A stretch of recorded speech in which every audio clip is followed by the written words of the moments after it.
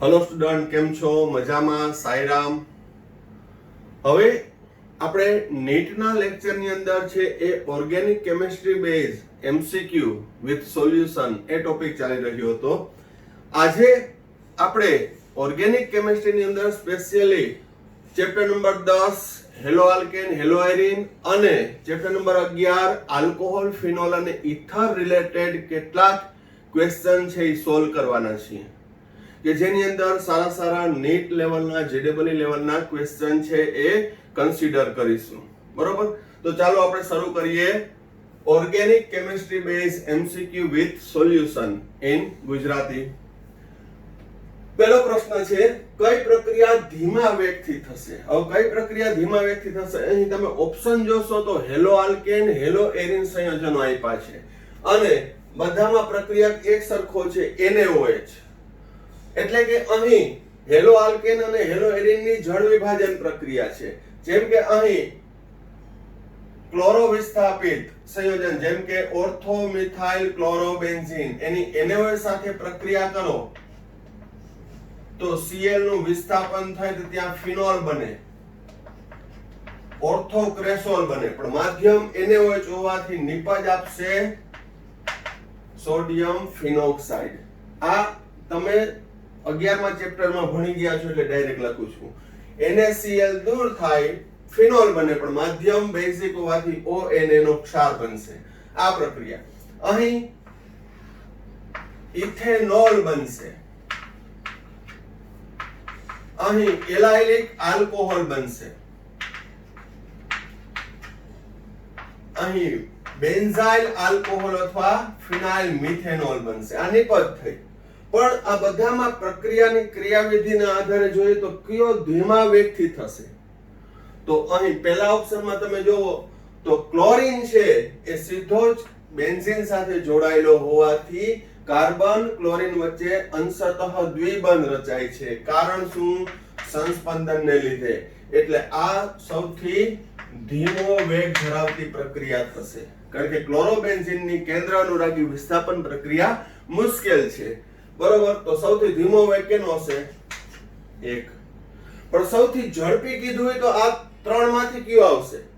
તો કે સૌથી ઝડપી બેન્ઝાઇલ ક્લોરાઇડની NaOH સાથેની પ્રક્રિયાથી બેન્ઝાઇલ આલ્કોહોલ. અહીં આ પ્રક્રિયા છે એ SN1 ને અનુસરે છે. હવે SN1 ની અંદર ખાલી ક્રમ કહી દઉં એટલે નોલેજ માટે.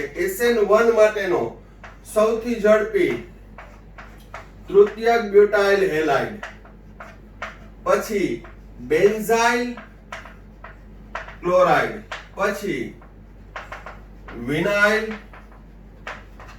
એલાઇલિક ક્લોરાઇડ, પછી આઇસોપ્રોપાઇલ ક્લોરાઇડ, ઇથાઇલ ક્લોરાઇડ અને છેલ્લે મિથાઇલ ક્લોરાઇડ. અહીં મેં ક્લોરાઇડ વિસ્થાપિત લીધા. એવી રીતે બ્રોમાઇડ આવે, આયોડાઇડ આવે. તો એનો ક્રમ પણ આપણે જોયો તો કે iodide greater than bromide greater than chloride. SN1 SN2 ની વિસ્થાપન પ્રક્રિયાનો ક્રમ.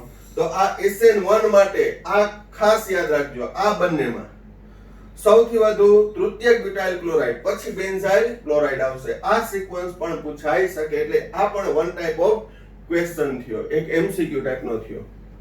અને એવા SN1 SN2 આધારિત પણ આપણે પ્રેક્ટિસ કરવાના છીએ. તો અહીં જવાબ આવશે 1. સૌથી ઝડપી આપેલ ઓપ્શનમાં આ સૌથી ઝડપી 4 નંબર, એનાથી ઓછું 3 નંબર, એનાથી ઓછું 2 નંબર ને સૌથી ઓછું 1 નંબર. આ બીજો MCQ થયો કે આ 4 પ્રક્રિયા આપી હોય અને યોગ્ય ક્રમ દર્શાવો તો 4 3 2 1 4 ની સૌથી વધુ. બીજા ક્વેશ્ચન ઉપર આવીએ.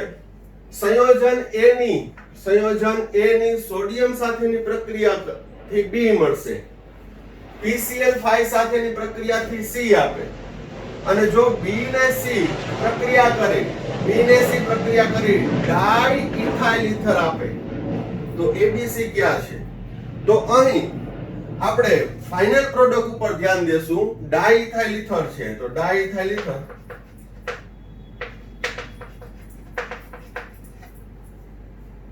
ડાઇથાઇલ ઇથર એટલે અહીં ફરી પાછું પાણી ઉમેરો, ઇથેનોલ આવે. આ શું આવે? ઇથેનોલ. તો એ ઓપ્શનમાં ઇથેનોલ આપ્યું છે, ઇથાઇલ ક્લોરાઇડ આપ્યું છે અને સોડિયમ ઇથોક્સાઇડ આપ્યું છે. તો કઈ રીતે નક્કી કરવાનું? બરાબર ધ્યાન રાખજો. અહીં એ સંયોજન છે ઇથેનોલ હશે. એ સંયોજન શું હશે? ઇથેનોલ, જેની સોડિયમ સાથેની પ્રક્રિયાથી સોડિયમ ઇથોક્સાઇડ આપશે વત્તા H2. તો સોડિયમ સાથેની પ્રક્રિયાથી B એટલે B મારો થયો સોડિયમ ઇથોક્સાઇડ. ઇથેનોલ A ની PCl5 સાથેની પ્રક્રિયાથી ઇથાઇલ ક્લોરાઇડ આપે, ક્લોરોઇથેનની બનાવટ POCl3 વત્તા HCl. તો આ ઇથાઇલ ક્લોરાઇડ C થયું, B સોડિયમ ઇથોક્સાઇડ અને C ઇથાઇલ ક્લોરાઇડ. આ બંને વચ્ચેની પ્રક્રિયાથી ડાઇથાઇલ ઇથર બને. તો અહીં A થશે ઇથેનોલ, B થશે સોડિયમ ઇથોક્સાઇડ અને C થશે ઇથાઇલ ક્લોરાઇડ. તો એ ઓપ્શન કયો છે? જવાબ 4. તો આ પ્રક્રિયા છે એ નીટમાં પૂછાયેલી છે, પણ તમે જોશો તો આની અંદર કેટલા કન્સેપ્ટ આવ્યા? 10મા ચેપ્ટરનું અને 11મા ચેપ્ટરના બંનેના કન્સેપ્ટ આવી ગયા. અહીં આલ્કોહોલ છે તો સોડિયમ સાથેની પ્રક્રિયાથી સોડિયમ આલ્કોક્સાઇડ બને. આ સોડિયમ આલ્કોક્સાઇડ PCl5 સાથે પ્રક્રિયા કરે A તો ઇથાઇલ ક્લોરાઇડ બને. તો B ને C સોડિયમ આલ્કોક્સાઇડ ઇથોક્સાઇડ અને ઇથાઇલ ક્લોરાઇડ બંને વચ્ચેની પ્રક્રિયાથી વિલિયમસન સંશ્લેષણ દ્વારા ડાઇથાઇલ ઇથર બને છે. તો કહેવાનો મતલબ એ છે કે જો તમારે NCERT ની ઓર્ગેનિક ની પહેલા તો પ્રક્રિયા સ્ટ્રોંગ હોય તો તમે એ સોલ્યુશન આપી શકો. એમને માની અંદર છે બધા ઓપ્શન સમાન જ લાગતા હોય તો ખાસ આપણે નીટ JEE લેવલની પ્રેક્ટિસ કરતા હોય, પ્રિપેરેશન કરતા હોય, એના માટે સૂચના કે જેને નેક્સ્ટ યર એક્ઝામ આપવાની છે તો એ ઓર્ગેનિકની પ્રક્રિયાઓ એકદમ દ્રઢ કરે અને વ્યવસ્થિત લખીને તૈયાર કરે વિથ કન્સેપ્ચ્યુઅલ. બરોબર? તો આ સોલ્યુશન બંને જોઈ લો. ક્વેશ્ચન વધુ આપણે કન્ટિન્યુ કરીએ છીએ.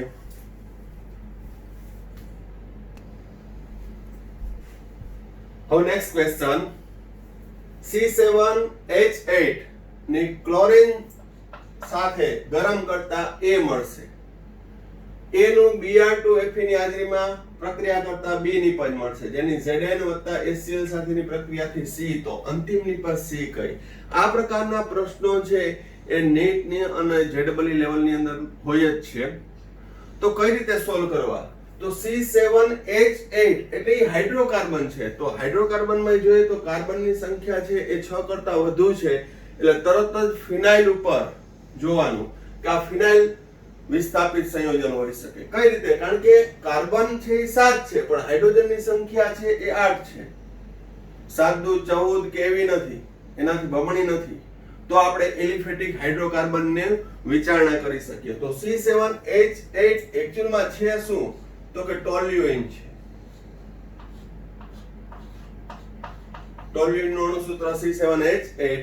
હવે ક્લોરીન સાથે પ્રક્રિયા કરી, અહીં FeCl3 માઇક્રો નથી અને 3 મોલ આપ્યા છે. તો 3 મોલ આપ્યો અને સૂર્યપ્રકાશની હાજરીમાં હોય અથવા તો ખાલી ડેલ્ટા તાપમાને ગરમ કર્યું હોય ને તો એ મિથાઇલ સાથે પ્રક્રિયા કરે. તો 3 ક્લોરીન 3 હાઇડ્રોજન લઈને HCl સ્વરૂપે દૂર થાય અને બેન્ઝો ટ્રાઇક્લોરાઇડ બનાવે CCl3. 3 દુ 6, 6 માંથી 3 હાઇડ્રોજન HCl સ્વરૂપે બેન્ઝો ટ્રાઇક્લોરાઇડ.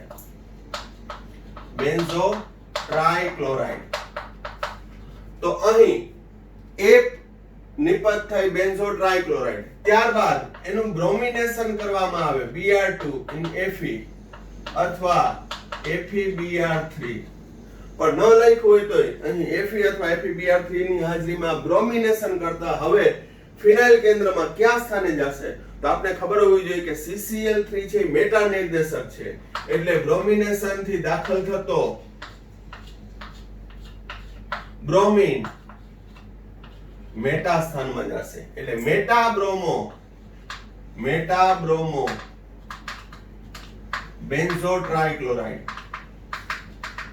બેન્ઝો ટ્રાઇક્લોરાઇડ પણ હજી એક સ્ટેપ આપ્યું છે આ બી મળ્યું બી કીધું હોત તો આ જવાબ એ કીધું હોત તો બેન્ઝો ટ્રાઇક્લોરાઇડ પણ સી Zn વત્તા HCl એટલે રિડક્શન કરતા પદાર્થ છે એના દ્વારા ઉત્પન્ન થતો હાઇડ્રોજન ઝિંક અને HCl વચ્ચેની પ્રક્રિયાથી ઉત્પન્ન થતો હાઇડ્રોજન એ રિડક્શન કરશે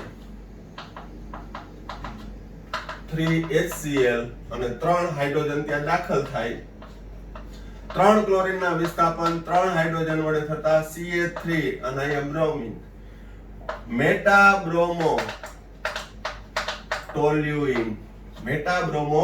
ટોલ્યુઇન તો મેટાબ્રોમોટોલ્યુઇન ઓપ્શન ની અંદર તમે જોશો તો ઓપ્શન 1 સાચો જવાબ શું આવશે ઓપ્શન 1 તો આમાં પણ મેં તમને આ બીજું રિએક્શન આપ્યું કે જેમાં પણ તમને પ્રક્રિયાનો કન્સેપ્ટ હોય આ 11મા ધોરણમાં આવેલી છે આ જે છે CCl3 નું રિડક્શન હેલો આલ્કેનમાં આવેલી છે તો એ તમને પ્રક્રિયા ખ્યાલ હોય તો તમે સરળતાથી કરી શકો કારણ શું તો કે અહીં તો સી જ માંગ્યું છે આના પહેલામાં A B C ત્રણેય માંગ્યા હતા તો આ પ્રકારનો ક્વેશ્ચન હોય જ કે જે આપણી ટેક્સ્ટબુકમાં રિએક્શન આપ્યું છે એનું કોમ્બિનેશન કરીને આપણે કાર્બનિક પરિવર્તન કહીએ છીએ પણ અહીં એ ક્વેશ્ચનના ફોર્મમાં હોય બરોબર નેક્સ્ટ ક્વેશ્ચન જોઈએ નોર્મલ પ્રોપાઇલ બ્રોમાઇડ ની NaCN સાઇનેશન પ્રક્રિયા છે Na+Cn- Br- NaBr દૂર થઈ અને નોર્મલ પ્રોપાઇલ સાયનાઇડ અથવા બ્યુટેન નાઇટ્રાઇલ બન્યું વત્તા NaBr હવે જોજો આની અંદર પ્રશ્ન શું પૂછ્યો છે કે X કેની હાજરીમાં છે એ ઝડપી બનશે તો X સંયોજન Q છે તો આપેલ પ્રક્રિયાની અંદર શું કન્સેપ્ટ લગાડવો પડે તો કે આપેલ પ્રક્રિયા છે એ SN2 રિએક્શન છે કયો રિએક્શન છે SN2 હવે SN2 હોવાથી તેમાં દ્રાવક છે એ સામાન્ય રીતે અધ્રુવીય હોય દ્રાવક કેવો છે અધ્રુવીય એપ્રોટિક તો આની અંદર ઇથેનોલ જોવો તો એ પ્રોટિક દ્રાવક કહેવાય ઇથેનોલ મિથેનોલ એ પ્રોટિક દ્રાવક કહેવાય પાણી પણ પ્રોટિક કહેવાય તો SN2 અધ્રુવીય દ્રાવકમાં વધુ ઝડપી બનશે આમ તો એને દ્રાવક માધ્યમની જરૂર છે નહીં પણ SN1 માટે પ્રોટિક હોવો જરૂરી છે SN2 માં ગમે તે ચાલે તો અહીં NN ડાયમિથાઇલ ફોર્મેમાઇડ એનું બંધારણ સૂત્ર શું થાય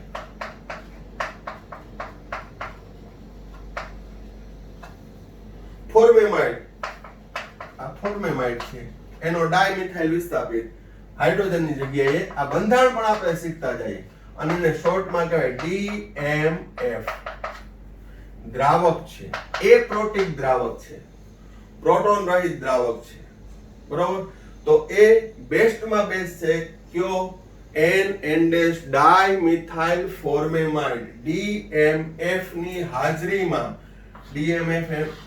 હાજરીમાં આ પ્રક્રિયા ઝડપી થશે પ્રક્રિયાનું નામ છે સાઇનેશન અને એક કેન્દ્ર અનુરાગી વિસ્થાપન પ્રક્રિયા છે પણ કઈ છે સાઇનેશન તો સાઇનેશન પ્રક્રિયા ઇથેનોલ ની હાજરીમાં થાય પણ વધારે બેસ્ટ ઝડપી પ્રક્રિયા કેમાં થશે એ protic solvent QNN dimethyl ફોર્મેમાઇડ DMF ની હાજરીમાં તો આ આપણી ટેક્સ્ટબુક ની અંદર નથી આપ્યું આ પ્રકારના કન્સેપ્ટ બરોબર તો એ કન્સેપ્ટ પણ કન્સિડર કરી લેજો અને બંને ક્વેશ્ચન છે વ્યવસ્થિત રીતે જોઈ લેજો આ સિવાય આને રિલેટેડ કોઈ પણ રિએક્શન આપી શકે પણ રિએક્શન જો આપને આવડતા હોય તો કોઈ પણ કોમ્બિનેશન કરી શકીએ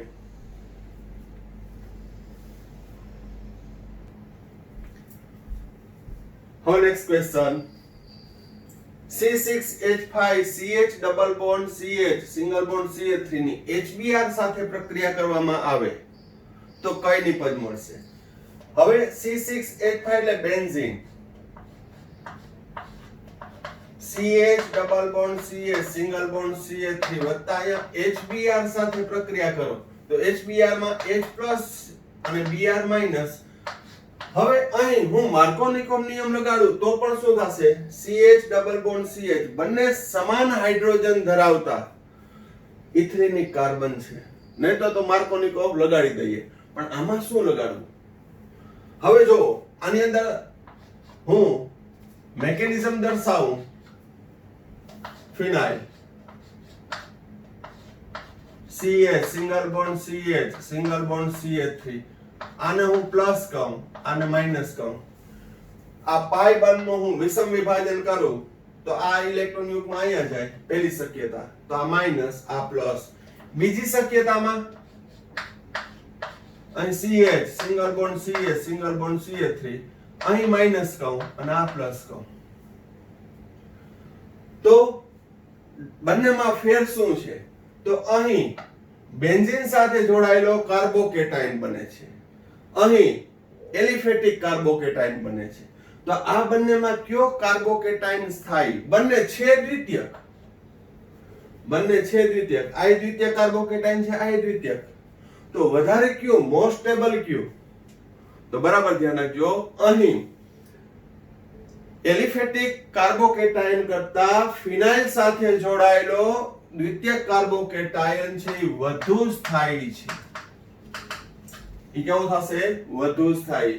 પરિણામે આ કાર્બોકેટાયન બનશે, આ કાર્બેનાઇન બનશે.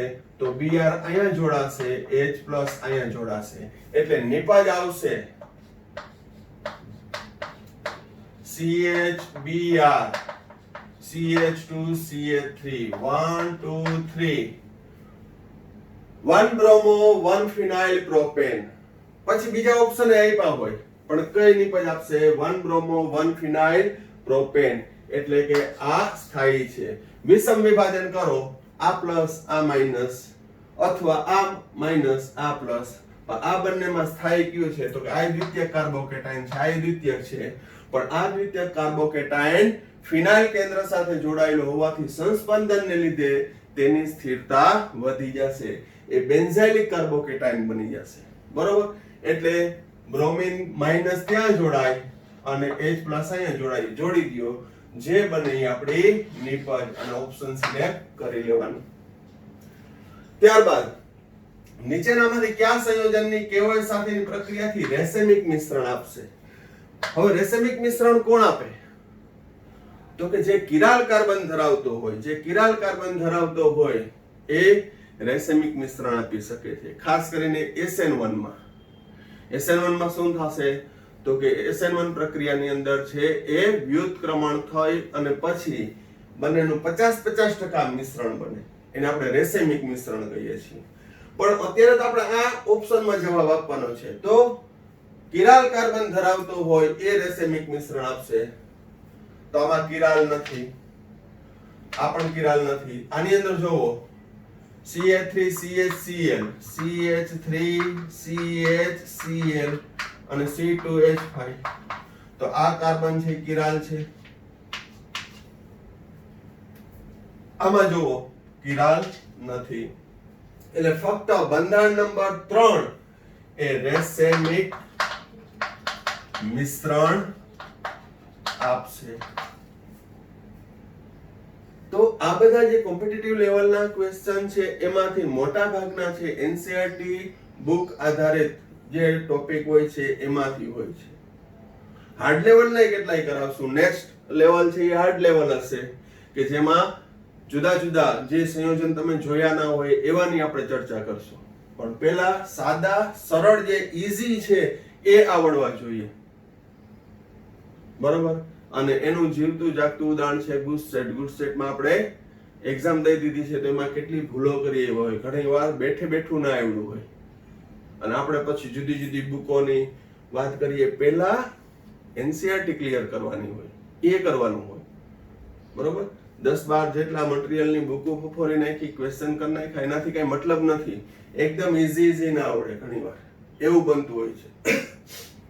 ત્યારબાદ 7મો ક્વેશ્ચન છે બંધારણ 1 અને 2 આપ્યા છે. હવે બંધારણ 1 અને 2 એમાં કાર્બન કાર્બન એક બંધ છે અને બંને બંધારણ તમે જોશો તો સમાન નથી, આઈડેન્ટિકલ નથી. કારણ શું? તો કે અહીં બ્રોમિન પરસ્પર વિરુદ્ધ છે, આ નીચે છે, આ ઉપર છે. અહીં બ્રોમિન બંને એક જ દિશામાં છે. સ્ટેગર્ડ અને આ સ્ટેગર્ડ છે, આ ઇક્લિપ્સ છે. તો સ્ટેગર્ડ અને ઇક્લિપ્સ છે કન્ફોર્મરમાં આવે, અણુકોણાત્મક સમઘટકોમાં આવે. એટલે જવાબ આવશે નથી ભૌમિતિક સમઘટકો, નથી પ્રકાશ ક્રિયાશીલ. હા, કન્ફર્મરના સ્વરૂપમાં હોય પણ એમાં કિરાલ કાર્બન હોય તો એ પ્રકાશ ક્રિયાશીલ સમઘટક હોઈ શકે, પણ અહીં કિરાલિટીનો ગુણધર્મ ધરાવતા નથી. નહીતર કન્ફર્મર સાથે પ્રકાશ ક્રિયાશીલ સમઘટકો પણ હોઈ શકે. એ રીતનું બંધારણ દર્શાવ્યું હોય તો બે જવાબ આવે. એમાં ઓપ્શન આપ્યો હોય બીજો અને ત્રીજો. કન્ફર્મર છે અને પ્રકાશ ક્રિયાશીલ છે. પણ અહીં આપેલ બંધારણમાં શું છે? 2,3 ડાયબ્રોમો બ્યુટેન એ ફક્ત ને ફક્ત કન્ફર્મરની જોડ છે, જે તમને દેખાવું જોઈએ.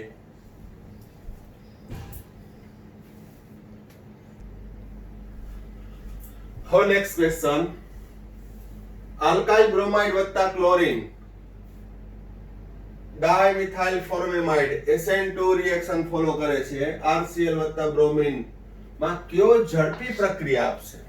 તો SN2 પ્રક્રિયાની ક્રિયાવિધિ પ્રાથમિક, દ્વિતીયક, તૃતીયક. SN2 માટે કયો આવશે? પ્રાથમિક, દ્વિતીયક અને તૃતીયક. તો આમાં તમે જોશો તો ઓપ્શનમાં બધાય પ્રાથમિક જ છે. આ પ્રાથમિક અને પ્રાથમિક બધાય પ્રાથમિક છે. પ્રાથમિક, દ્વિતીયક, તૃતીયક હોય તો જે પ્રાથમિક હોય ને ઝડપથી પિક કરી લઈ, પણ આ ચારે ચાર ઓપ્શન પ્રાથમિક જ આપ્યા છે. તો હવે એની અંદર ઝડપી પ્રક્રિયા કોણ આપશે? કયો પ્રાથમિક?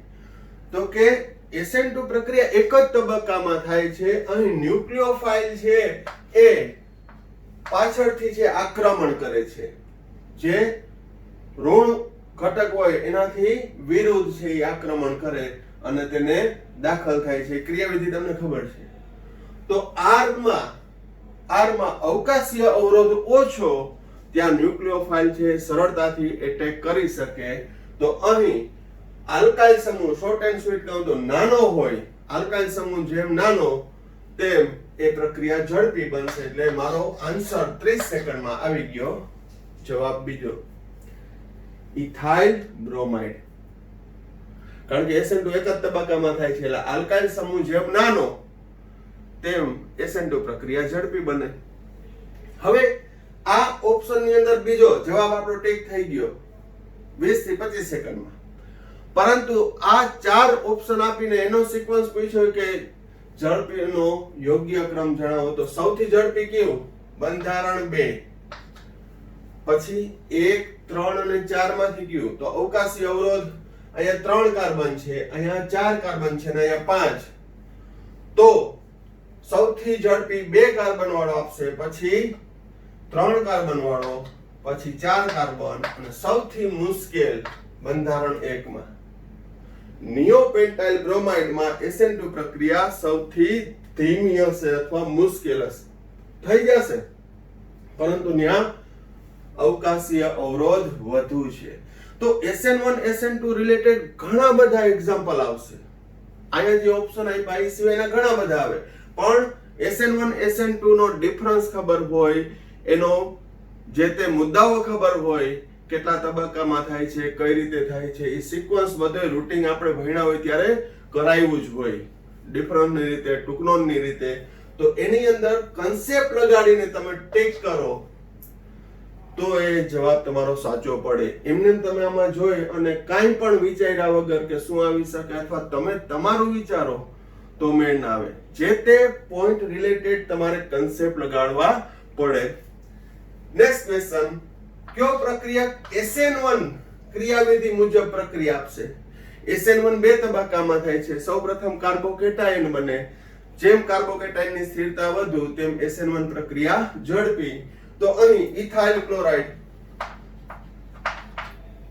અને SN1 નો ક્રમ તૃતીય, દ્વિતીય, પ્રાથમિક. પરંતુ અહીંયા ethyl chloride, isopropyl chloride, chlorobenzene, benzyl chloride,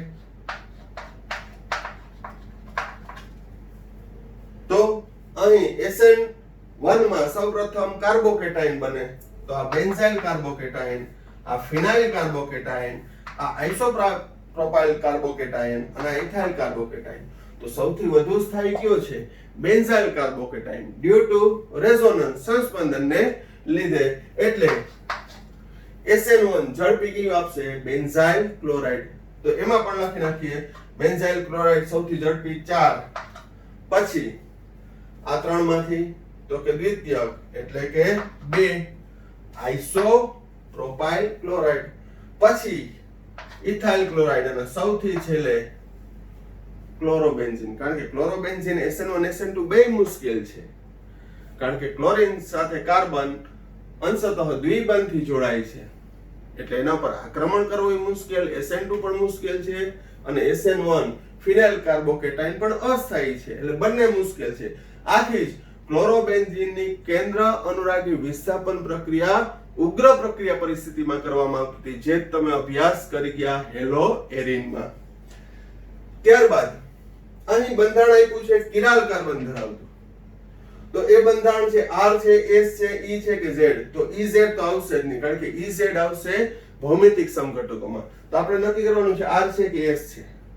તો આની અંદર તો છે એ ફિશર પ્રક્ષેપ સૂત્ર નથી, પણ અહીં અગ્રતા ક્રમ આપી દે. બ્રોમિન નો 1, આ 2 અને આ 3 અને આ 4. તો ચોથો સમૂહ છે જોનારથી દૂર ગોઠવવાનો, તો એ જોનારથી દૂર છે. તો સિક્વન્સ શું આવે? 1 2 3 1 2 3 1 2 3 1 2 3 ક્લોકવાઇઝ. ક્લોકવાઇઝ એટલે આર વિન્યાસ. ક્લોકવાઇઝ એટલે આર વિન્યાસ. હવે આપણી પાસે મોડેલ નથી, તો કઈ રીતે કરવું? તો આનું ફિશર પ્રક્ષેપમાં કઈ રીતે રૂપાંતર કરવું? તો બરાબર ધ્યાન રાખજો.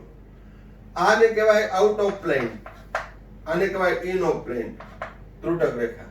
તો આઉટ ઓફ પ્લેન હોય, આઉટ ઓફ પ્લેન અને ઇન ઓફ પ્લેન એ આમ છે, તો આમ દર્શાવવાનું. આમ દર્શાવો એટલે ક્લોરીન અહીંયા આવી જાય, હાઇડ્રોજન અહીંયા. આ સાઇડ વ્યૂ છે. હવે તમારી સામે ફ્રન્ટ વ્યૂ. આ ક્લોરીન, આ હાઇડ્રોજન, આ હાઇડ્રોજન, આ ક્લોરીન તમારી સામે મૂકું છું. ક્લોરીન, હાઇડ્રોજન, ઉપર બ્રોમિન, નીચે મિથાઇલ. તો અહીં નંબર આપો. આ 1, આ 2, 3, 4. ચોથો છે એક સમક્ષિતિજ છે, એપ્લિંગ રૂલ લાગુ પડતો નથી. તો તમને શું દેખાય છે? 1 2 3 1 2 3 એન્ટી ક્લોકવાઇઝ. તો S નથી, એનાથી વિરુદ્ધ R છે, R વિન્યાસ. આમાં તમને ડાયરેક્ટ મળી જાય 1 2 3 1 2 3. ચોથાને જોવાનું જ નહીં. 1 2 3 1 2 3 R વિન્યાસ. તો આ વિન્યાસમાં પણ ખાસ તમારે વિઝન રાખવાનું, 3D વિઝન રાખવાનું, કે જેથી તમે એ ઈઝીલી સોલ્વ કરી શકો. આ 3D માં એમને ડાયરેક્ટ 1 2 3 પ્રમાણે કર્યું અને અહીં ફિશર પ્રક્ષેપ સૂત્ર દોર્યું, તો કઈ રીતે દોરવાનું એ પણ મેં તમને કીધું. બરોબર. પછી એના જેવા ઘણા બધા અન્ય પણ બંધારણની પ્રેક્ટિસ કરી શકાય, પણ મેં તમને કીધું લેવલ 3 માં. કિરાલિટી બેઝ ઉપર પણ આપણે હજી ઘણા બધા પ્રશ્નો કરશું. હવે થોડાક આલ્કોહોલ, ફિનોલ અને ઇથર રિલેટેડ ક્વેશ્ચન જોઈએ. પેલા વ્યવસ્થિત રીતે જોઈ લો.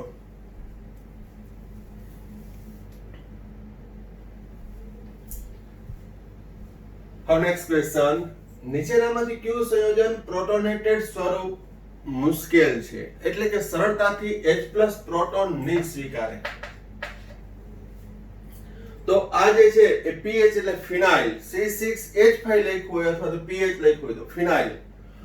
તો ફિનાઇલ ઉપર OH એટલે ફિનોલ. તો તરત જ ખ્યાલ આવી જવો જોઈએ કે H+ છે એ સ્વીકારતો નથી. કારણ શું?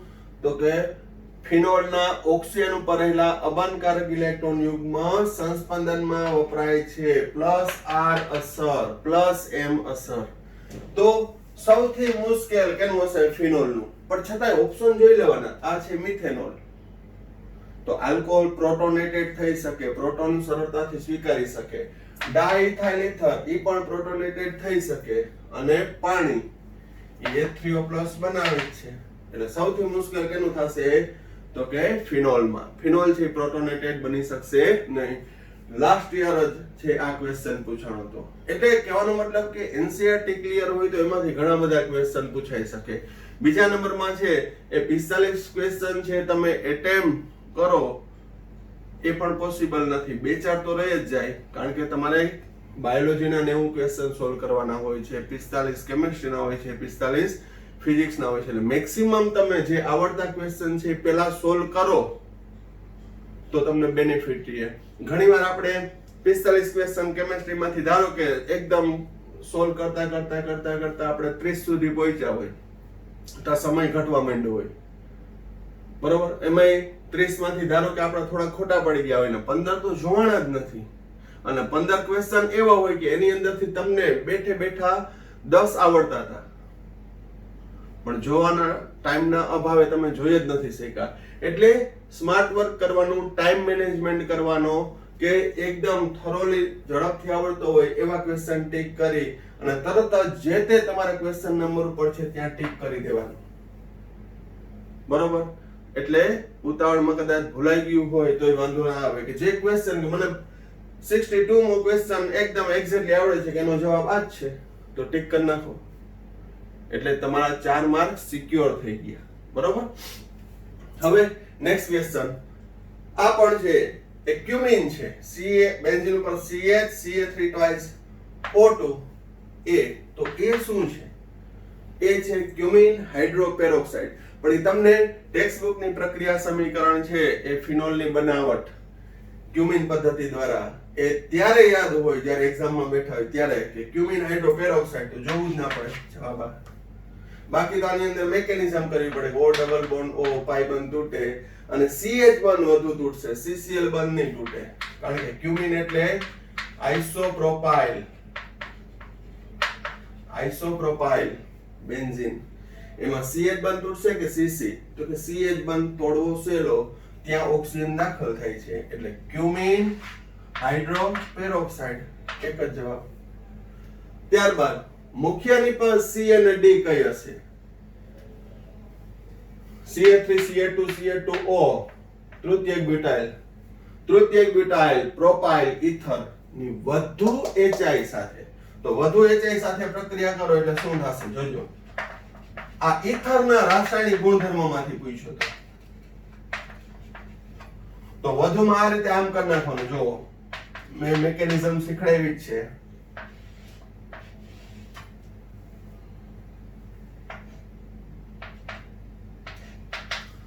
નોર્મલ પ્રોપાઇલ આયોડાઇડ, તૃતીયક બ્યુટાઇલ આયોડાઇડ, આ રીતનું વર્ક થતું હોય, આ રીતની રિએક્શન બધી યાદ હોય તો આ રીતનું થાય. જો ને વધુને બદલે એક જ મોલ લખ્યું હોત તો શું થાત? વધુને બદલે એક જ મોલ લખ્યું હોત તો શું થાત એ જોઈએ, બરોબર. આનો જવાબ 1 આવશે. પરંતુ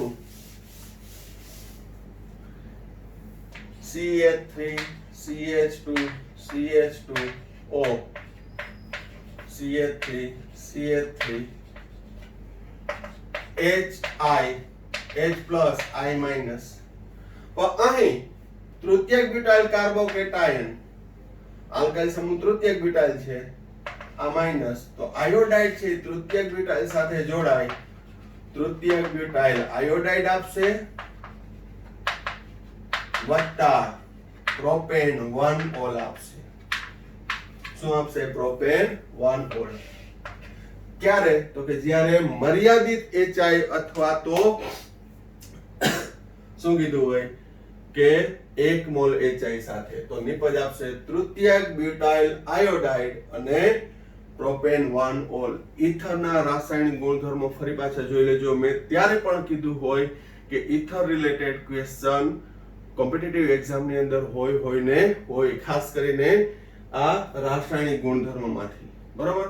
તો વ્યવસ્થિત રીતે જોઈ લેજો.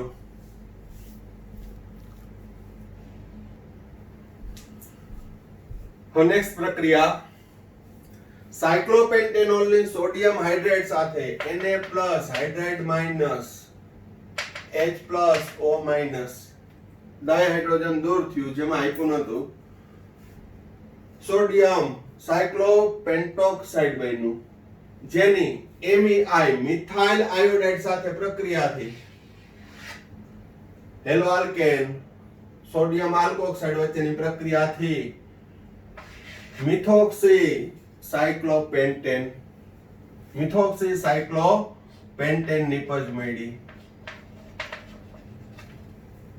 Methyl સાયક્લોપેન્ટાઇલ ether. તો આ પ્રક્રિયા કઈ છે? તો અહીં સોડિયમ આલ્કોક્સાઇડ પછી ચક્રીય હોય કે અચક્રીય હોય ગમે તે હોય એ વિલિયમસન સંશ્લેષણ દ્વારા ચક્રીય અચક્રીય સાદા મિશ્ર બધા પ્રકારના ઈથર બનાવી શકાય છે. તો આ જે ઈથર બન્યું એને કહેવામાં આવે છે વિલિયમસન ઈથર સંશ્લેષણ. આલ્કોહોલ સંશ્લેષણ નહીં, વિલિયમ જોઈને ટીક નહીં કરી નાખવાનું. વિલિયમ આલ્કોહોલ સંશ્લેષણ નથી પણ કયું છે વિલિયમસન સંશ્લેષણ એ ઈથર બનાવવા માટે. નેક્સ્ટ ક્વેશ્ચન જેમાં મેં ઓપ્શન નથી આપ્યો પણ રિએક્શનમાં P, Q અને R જ કહેવાનું છે. મેં તમને કીધું કે ક્યુમિન પદ્ધતિ બે વખત છે એ કોમ્પિટિટિવ એક્ઝામમાં પૂછાઈ ગઈ છે જુદી જુદી રીતે.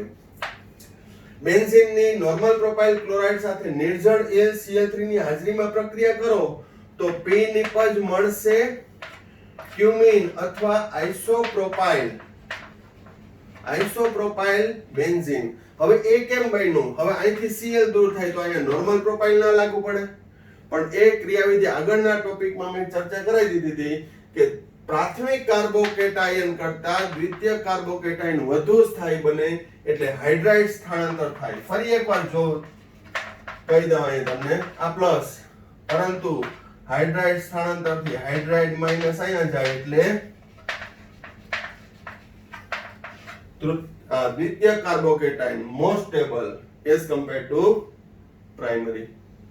તો દ્વિતીય કાર્બોકેટાયન છે સ્થાયી હોવાથી આઇસોપ્રોપાઇલ છે કેની સાથે જોડાય છે? બેન્ઝીન સાથે.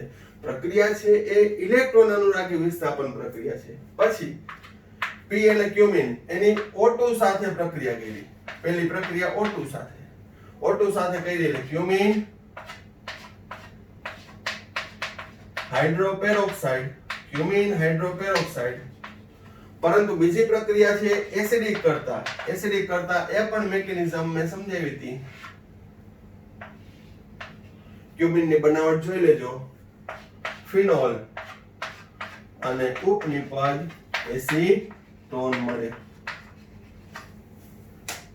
તો અહીં P છે ક્યુમિન છે, Q અને R એ ફિનોલ અને એસીટોન છે.